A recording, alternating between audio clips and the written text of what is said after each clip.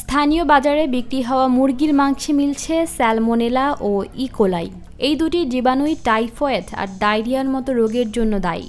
তবে আরও ভয়াবহ ব্যাপার হলো, যখন দোকানে মুরগি অসুস্থ হয়ে পড়ে তখন ৯৬% দোকানদার সেই মুরগি মেরে ফেলার বদলে বিক্রি করে দেন ক্রেতার হাতে। এই পুরো গবেষণাটি পরিচালনা করেছেন অধ্যাপক ডক্টর মোহাম্মদ ইলিয়াস হোসেন। ময়মনসিংহ সদর ও আশেপাশের ১২টি বাজার থেকে ২৬টি মুরগির মাংস এবং ২টি নমুনা সংগ্রহ করা হয়। এই বাজারগুলো হলো চরপাড়া, মিন্টু কলেজ, মেসুয়া বাজার, নতুন বাজার, শানকিপাড়া, কেওয়াটখালী, শেষ মোড়, সুতিয়াখালী, ভাবখালী, কেয়ার মার্কেট, শম্ভুগঞ্জ আর গাছতলা।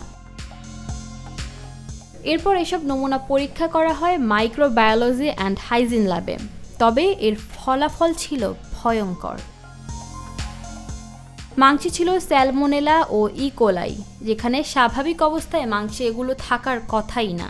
তবে শুধু জীবাণুই নয়, স্থানীয় বাজারের মুরগির দোকানগুলোর অবস্থা সম্পর্কে গবেষক অধ্যাপক ডক্টর মোহাম্মদ ইলিয়াস হোসেন বলেন, গবেষণার তথ্য পর্যালোচনা করে দেখা গেছে ৮৪.৬২% দোকানে মুরগি রাখার পর্যাপ্ত জায়গা নেই, ৯২% দোকানে ময়লা পানি নিষ্কাশন ব্যবস্থা নেই এবং ৪৬.১৫% দোকানে পর্যাপ্ত আলো ছিল না।